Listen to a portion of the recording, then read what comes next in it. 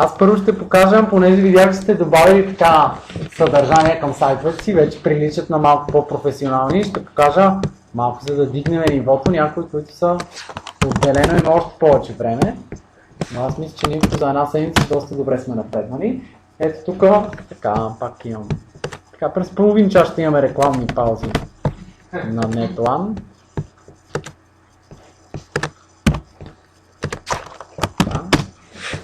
Тук има, аз пуснах във Facebook групата на едни 40 популярни бранда, които ползват WordPress.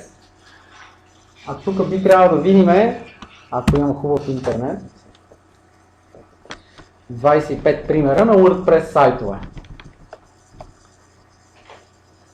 Като нали, пак може да видите различния изглед на сайтовете, как всеки си е доста по-различен от останалите. Виждате BBC, прогнозата за времето в Чикаго, The Next Web, това е за някакви стартъпи.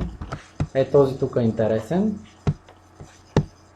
Това е нещо като електронен магазин за дрехи и аз тук общо взето ги поразгледах набързо. Има различни по тип и предназначения сайтове, все правени на WordPress, така че ако се движим с това темпо, ще можем и ние да правим такива професионално изглеждащи. Ето тук даже гледах 21-я на Ким Кардашиан сайта и тя ползва ли са WordPress, там тия, които са и го разработват. Може ли тя да си да прави? Така нещо да става много бавен мета, явно някой да не дърпа нещо. Филми нали не сваляме? Добре. Така. Ето сега тук да видим, имаме на този сайт също някакви примерни плагини. Плагините, може ли някой от вас да каже какво са? Някакви добавки, нали? Програми, малки програми, които работят в сайта и извършат някаква. Точно така, в зависимост от нашите нужди. Ето това, понеже е някакъв електронен магазин, те имат нужда. Сега ще покажем някакви, я да видим тук. Casual shirts. Така.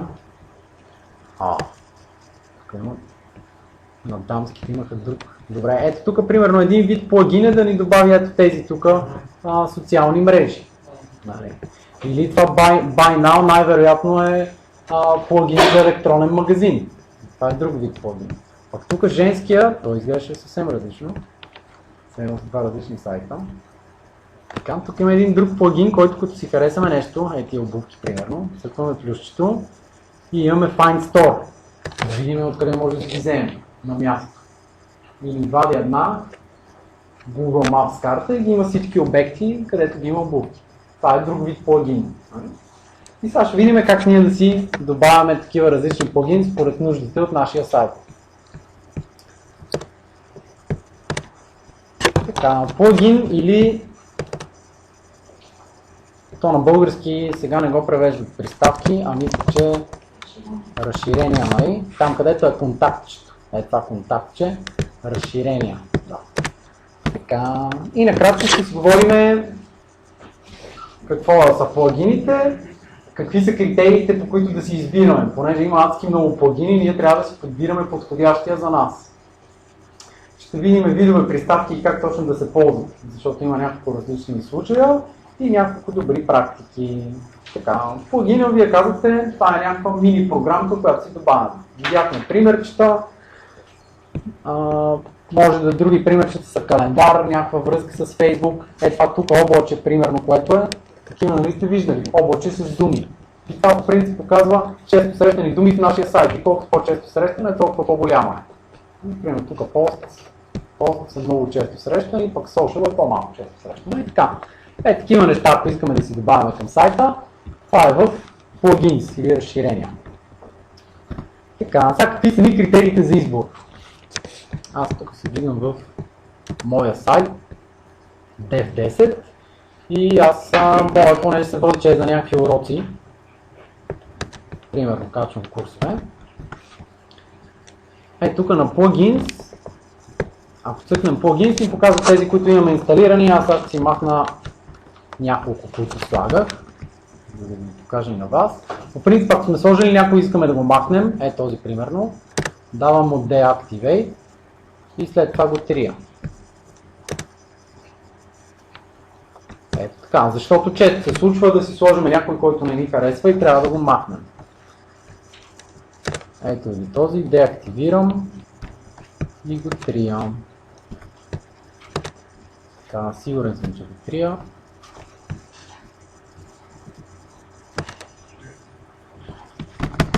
Така, изтриям си трите последни. Така, и сега да видим критериите, по които си избираме ние плагин. По принцип, когато добавяме от тук отгоре Add New бутончето даваме и ни излиза това. И тук може да ни излизат популярни, примерно може да търсим, но аз в общия случай, по принцип, като ми трябва нещо, си го пиша, нали? Пиша ключова дума. Ако ми трябва, примерно, форум, пиша си форум. И най-вероятно ще ми излязат доста плагини за форум. Така, сега как да си избереме? Понеже те са много, над 2000 за форум само.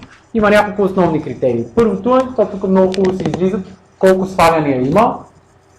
Нали, ако има 10 на сваляния, значи не е много достоверно. Има също така и рейтинг, като хубавото е, че ето то ни показва от 29 човека, които са гласували, рейтинга е толкова звезди. Ето тук това е много висок рейтинг. Другото много важно е кога последно е обновяван. Понеже самия WordPress много често се обновява, вече сме на версия 4.0.1. Ето тук то се ви показва дали този е съвместим с нашата версия. Compatible with your version. Докато този предишния пише, че не е тестван с нашата версия на WordPress. Така че това задължително трябва да си тествате. Ако не е тестван, сега не значи, че няма да работи, може да го пробвате. Но да си знае как не работи, че има голям риск да не работи. Така, и общо взето четем си описанието, да видим дали върши това, което ние искаме. И тук на More Details, ето този плагин, много хубаво си има скриншот, цъкваме. И скриншот обикновено показва и как изглежда, и как се работи с него.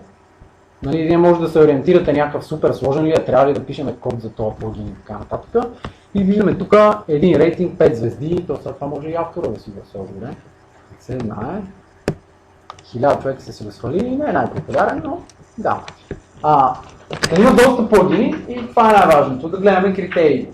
Рейтинга, как са гласували за него, по възможност, ако има скриншот, да ги прегледаме, да видим и описанието, като прочетем, да видим дали върши това, което искаме. И кога последно обновявам. Така. И сега ще направя демо с едни 3 типични плагина, защото всеки плагин с него се работи отделно. То си е отделна програмка и няма единна рецепта, казваме с плагините се работи така, зависи си конкретно от плагина. Ето аз тук съм избрал едни 3 типични случая за управление на плагини. Първият е добавени нещо в менюто. Значи, примерно, искам да си имам портфолио. Аз нали имам уроци, ще си направя портфолио с уроци. Все така го пиша.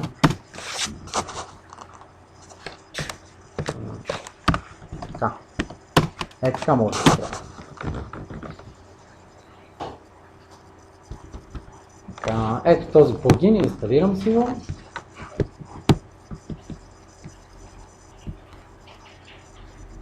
Така и винаги инсталираме и след това си активираме плагина. Това е еднакво за всички. И от тук идва различното. Ето този плагин, примерно, това, което ни е добавил новото, е тук в менюто е добавил нова страница, нов елемент в менюто за управление на портфолиото. И тук аз виждам какви неща има. Понеже това е за портфолио, примерно ако е за някакви рисунки или така нататък, екзекютор е кой го е автора, кой го е създал, какви технологии ползва и тук мога да си създам нови, в моя случай, уроци. Ето тук си създавам един много як урок.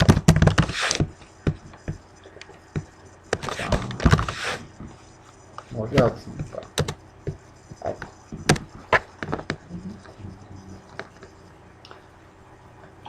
Така, ето, значи така боравя с съдържанието на този плагин. Сега въпросът е как да го виждаме това съдържание в нашия сайт. Тъй като аз все още никъде не съм казал къде искам да го показвам това портфолио. Аз хубаво имам портфолио. То си ми я пази тази страница. Това е, защото преди малко показвах. Тук на страници като дойдем, би трябвало да си създадем нова страница, аз вече си я имам създадена. Така, и тук съм сложил някакъв код, махам го, за да видим как сами да си го намираме този код. Ето сега създал съм си една празна страница и искам в тази страница да си интегрирам този новия плагин, да си го сложа в нея. И сега аз, понеже не знам как се работи, тук ако си дойда на плагините, единият вариант е ето тук в View Details да видим дали автора на плагина е сложил някакви лесни указания. Дали е сложил тук на... Така, гледаме някакви примерчета, как е наредено и нямаме конкретно. Обаче тук долу имаме добавено ни, освен това горе за управлението, имаме тази страница и в нея ни е дадено едно примерче. Ако искате да си го добавите в поста или в страницата, този код трябва да си вземете. Този код. Това се нарича short код, такъв код, който е заграден в квадратни скобки. Значи, копирам си го аз този код и отивам в някоя страница, в която искам да ви бъде портфолиото. В моят случай е тази. И си слагам кода. Като в случая то показва последните еди колко си елемента, аз тук мога да си ги променям. Примерно последните 4 елемента на моето портфолио. И ето така ми изглежда портфолиото, като по принцип има една хубава опция да показва и картинки. Ако си добавя картинка към елемента портфолио, ще се вижда така. И тук аз не съм добавил текст.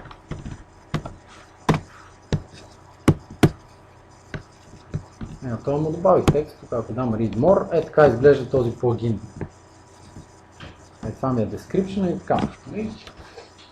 Ако ми допада, в принцип не е хубаво да има тъмен текст на тъмен фон, така че аз бих променил някои неща в случая.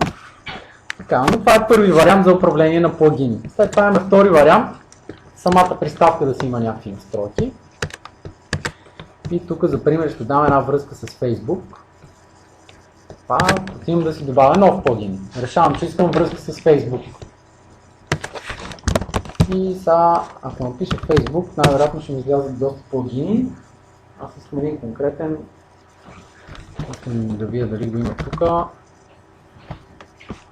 Няма го в началото. Ще пиша си Facebook Like Box.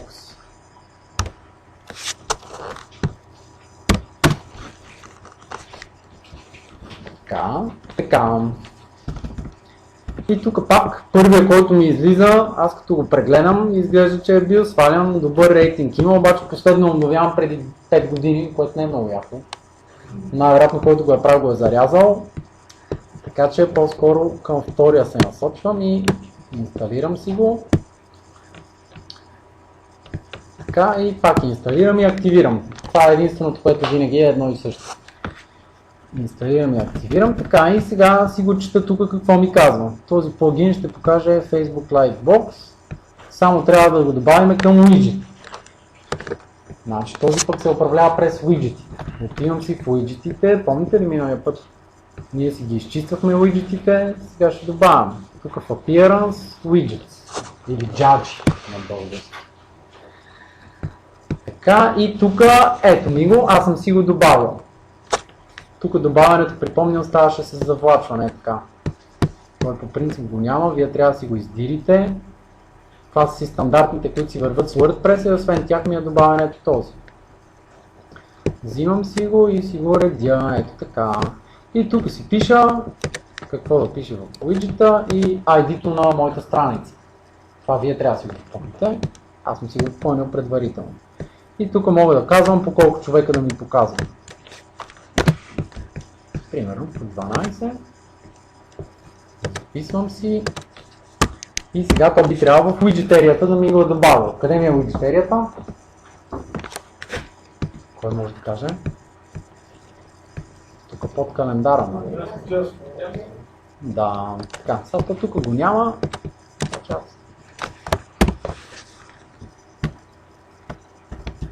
Ето така ми изглежда Facebook Livebot. Аз нали му казах 12 и ето то ми добавя по 12 човека. Мога да си ги променя да ми показва по повод. Добре, това ни е втори вариант за управление на плагини. Имаме един трети, да ни добави допълнителни възможности на самата страница, там където си добавяме страницата. И за пример ще дам SEO. Един плагин за SEO, ние за SEO ще си говорим другия път по-подробно. Така, но сега само ще дам примерен плагин, без да се впускаме в обяснение какво е SEO. All-in-one SEO. SEO-то служи да ни излезе сайта по-нагоре в Google. Така, е този плагин. Той може да видите 20 милиона сваляне има. Съвместим е с нашата версия, значи изглежда ми като да го искам.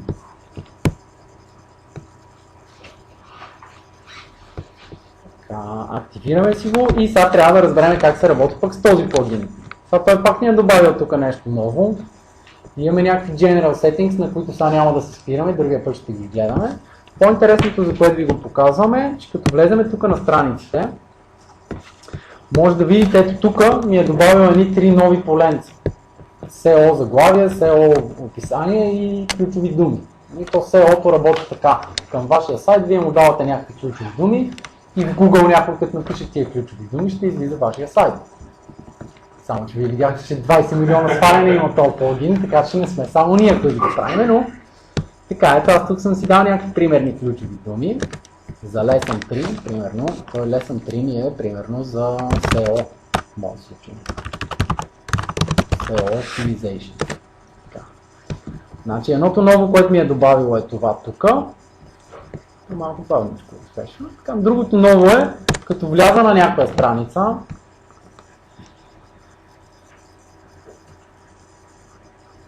имам проблеми с интернета. Така, като си вляза на някоя страница, ми е добавило тук най-долу едни нови поленца, които нали са същите. Title, Description, ключови думи, има някакви допълнителни отметки, но общо взето в самата страница ми е добавил допълнителни опции. Така че виждате, това са 3 плагина, които се управляват по коренно различен начин. Така че общо взето с плагините така се работи. Харесваме си някой и трябва да прочетем в описанието. Надяваме се автора да е написал някакви хубави инструкции, за да се ориентираме. И това е, няма единна рецепта. Добре, аз сега ще ви дам за упражненице, вие да намерите да намерите плагин за галерия с снимки и за форум, за тези двете неща.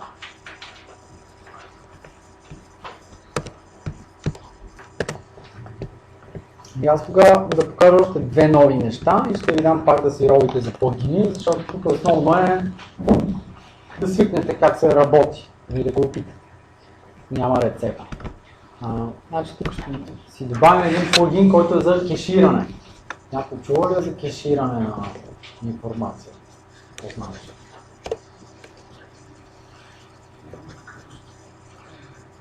Може би да преглежда за грешки в съдържанието. Не. Съхраняване.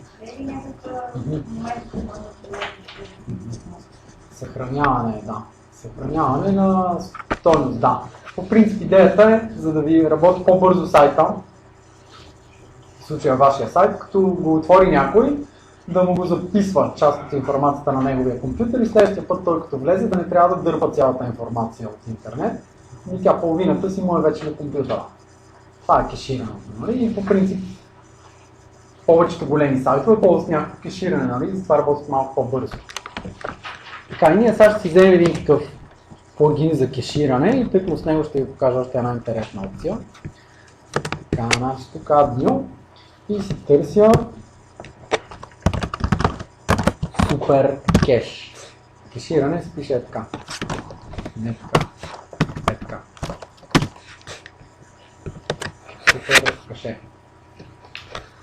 Така, и тук ето го този плагин, 6,5 милиона пъти съвместим с нашия WordPress, преди 3 месеца обновен, добре.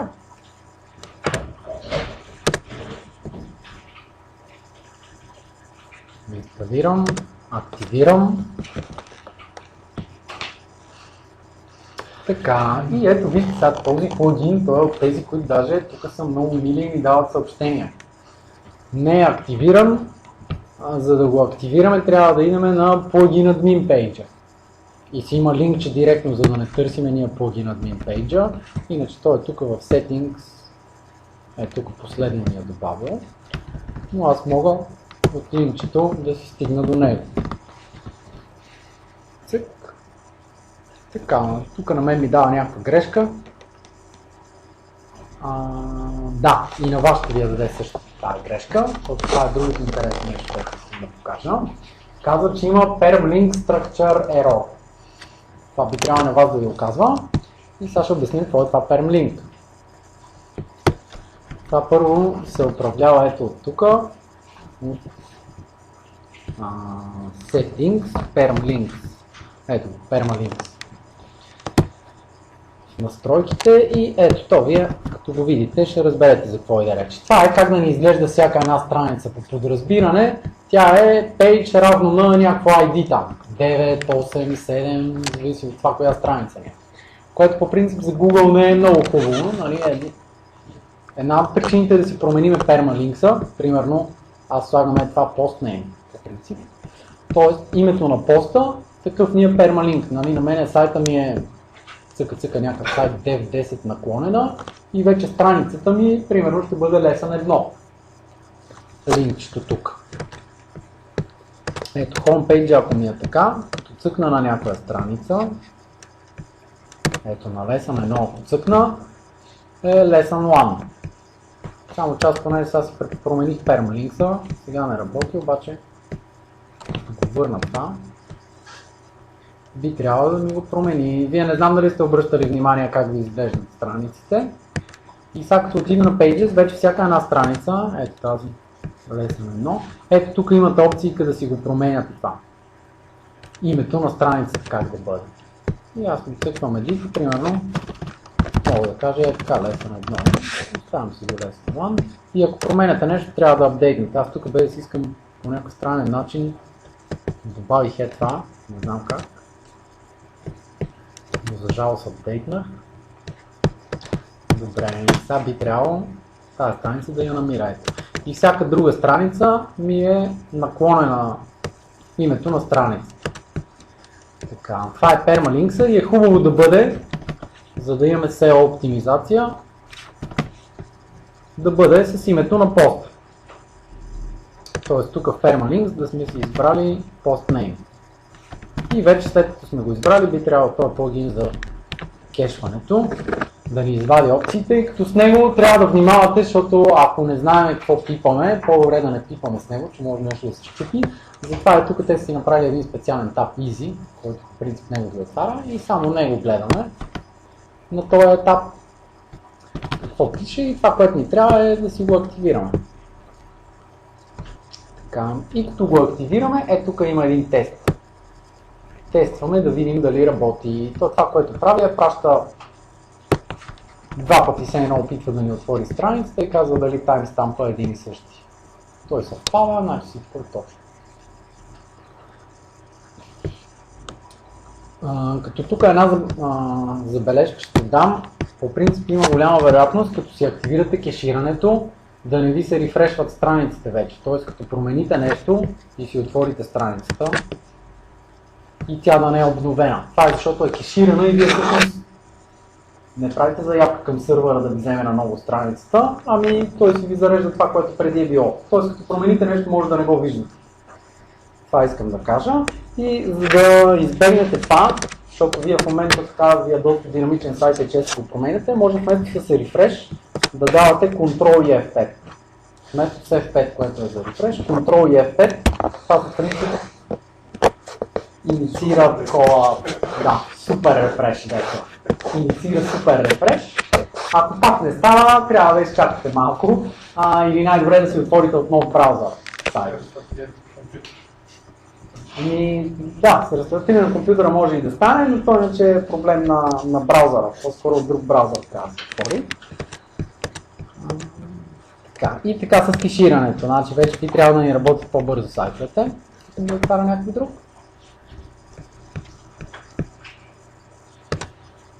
Добре, и сега аз тук съм ви приготвил една друга задачка.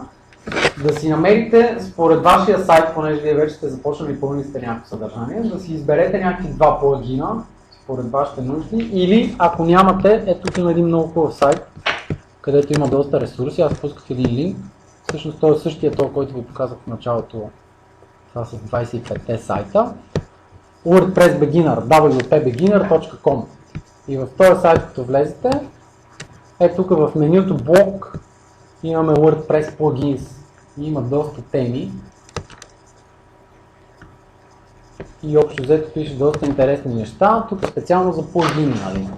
Така че може тук да влезете, ако нямате идея какъв плагин ви трябва, влизате си тук в WP Beginner и преглеждате си ги някои и със сигурност ще си намерите нещо интересно, което да си вкарате. И за около 15 минути така да си поиграем още с плагини.